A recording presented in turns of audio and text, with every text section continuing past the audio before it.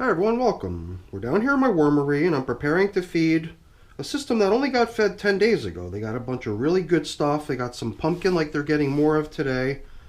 They got some banana peels, some apple peels, maybe some coffee worm chow, stuff like that. Today's menu consists of, as you already got a little sneak preview of, mostly pumpkin but also some potato peels. And after 10 days, I'm kind of hoping, almost expecting that we're going to have a little bit of a worm party going on here. So why don't we slip on a glove and dive right in. See how these little wormies are doing today. Well, I had a little bit of a whoopsie here trying to pull my glove on. So this will be the last use of this glove. A lot of people might just say, why don't you put on a fresh, clean one? I think I'm well enough protected here to get today's feeding with these little guys taken care of, and then this pair of gloves can go in the trash. I do attempt to get a maximum number of uses out of every single glove. And, well, just a matter of time before they get stressed to the point where they just won't go any further, or I blatantly abuse them, like I did in this case. I guess I was just being a little bit too rough. I don't have any coffee for them today, as you might have noticed in the feeding collection. So we're going to hang on to this coffee filter to continue on as feeding zone indicator, as we like to do sometimes. This piece of paper was sort of serving top covering duty, but I think we're just going to go ahead and repurpose it as supplementary bedding down in the feeding area. So we're definitely already seeing leftover bits of pumpkin, but I mean, you know, a piece of pumpkin, once you pass the thin, paper thin skin, you got all this yummy meaty stuff to go. So when you look at what they've done with these pieces of pumpkin they got last time, well, okay, here's one that hasn't quite been nibbled away at. It does seem like the springtails are doing their part too, helping these items get broken down. You can see tons of springtails on this piece of pumpkin, clearly. You know, I never really used to have many springtails, or any for that matter, I think. I'm sure I must have had some, but it always did seem like their numbers were in check, so much so that I never even really took note of springtails. But, you know, lately I've really had a population explosion, big time population explosion of springtails. They seem to be everywhere these days.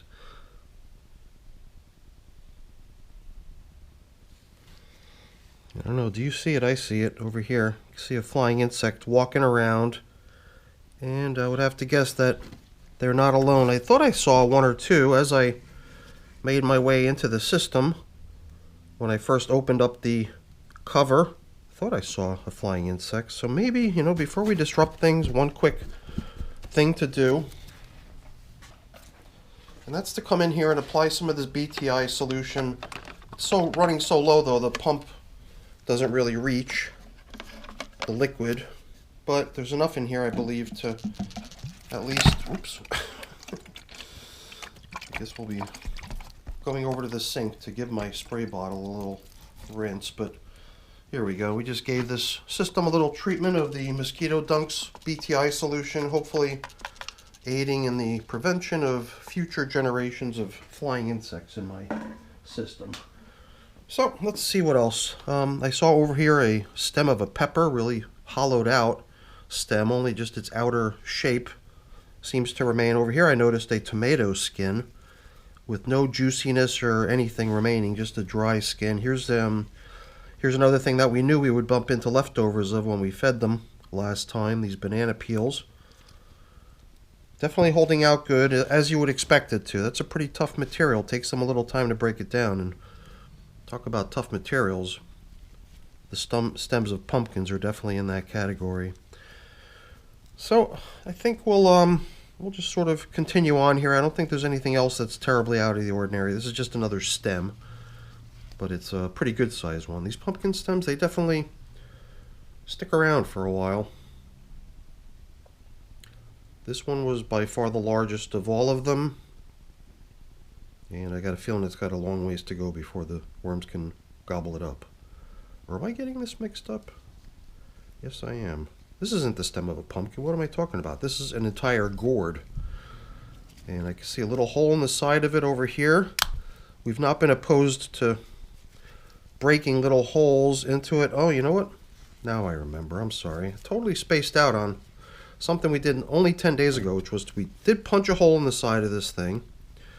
A larger one right here, and then we stuffed it full of bits of yummy food to make it really tempting for the worms to want to come over for this thing and make themselves at home inside of it. And I figured the moisture, the additional moisture content, I bet you if we tried, maybe not. It's still pretty tough. I thought maybe we'd be able to bust it, but it's still, okay, we just managed to pop off one of these sort of fins. And here, yeah, okay. I think I jammed some pumpkin bits in there, but there we go. Little leftovers of the pumpkin bit right there. Clearly visible. Inside the gourd, the little mini pumpkin. Alright, let's see what else. There was definitely a very large pumpkin stem, which we will still encounter, but I guess this is another gourd. Worms are definitely digging these things. Just hanging out on them. And there we go. Now we're starting to find some pumpkin stems. I don't know how I was able to mix, kind of confuse one with the other. They're quite clearly different in many ways. And there's a whole collection of pumpkin stems down here, so the fact that we found the first one just means we're probably going to find the next few. This was actually also part of one of these gourds, perhaps this one. This might sort of look the way it did when it was still whole, as far as its overall shape goes. So yeah, these little guys, they've got all kinds of yummy stuff to work on. A lot of these things are clearly foods that are going to take them a tremendous amount of time to work down. Other things might go pretty quick. These gourds, I think, are actually doing a lot better than I anticipated, which is awesome to see. Okay, lots of interesting things to see here, especially when these food items are loaded with worms trying to work this stuff down. 10 days interval between feedings. I most often try to strive for a longer interval. I mean, I've usually got plenty of other systems to tend to before I make it all the way around to returning to a system that's due for its next feeding. But here, with the 10-day turnaround, I think we even, maybe in the back of my mind, I even possibly told myself that I should attempt to get back in here quickly, since we did give them such a juicy, delicious meal last time. We almost, I think we even anticipated or predicted that there'd be a nice worm party going on here, but I think I've had my fill of exploring this system. There's all kinds of fun stuff to see, but I think it's time to get on with the matter of giving these little guys their feeding today.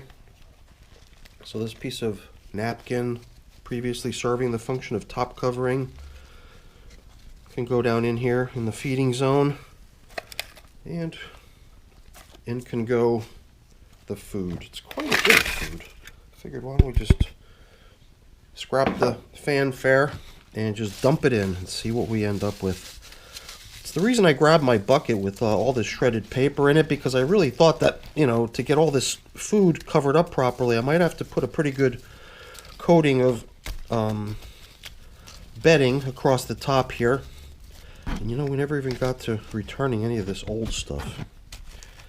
Yeah, we're definitely going to have to pile in a good bit of bedding to accompany this feeding and restoration of the old foods, because I would prefer to keep everything neatly covered, at least to the best of our ability. And there's a lot of huge, like, air gaps here too, you know, causing this mound to be a little bit taller than it probably needs to be. But this system's definitely due for a nice big hearty pile of bedding, which we're going to give it right now, just as soon as I first sprinkle on a little bit of my crushed eggshell that the worms can come up for and use as grit. You know, I think we're kind of at that point. Why don't we hold off on the feeding zone indicator as last, so that we can first come in with some of this shredded paper to pile in. It's going in dry, and you know, I might as well just tap out what I have remaining here in this bucket. It's not a whole lot compared to how much we've already piled in. I kind of just like the idea of the whole surface being sort of flat. And I know when we come back in here, the whole thing will have settled a lot. It's going to look much different. It's going to be all cratered out and everything. But luckily we're covering with plastic, which I believe to a certain point is going to help hydrate a lot of this dry material that's out here on the surface. When I put it on, I do attempt to limit the amount of airflow that can get around it, so that we do sort of create a little bit of a terrarium effect, an intentional sort of capture zone for the moisture within the system to be caught in its attempt to evaporate out of the system, and then it creates this nice little recirculation down within the VermiBag. So that's it for our check-in, everyone. Hopefully you enjoyed it. If you did, as always, please don't forget to leave me a quick thumbs up before you go. That's always really appreciated.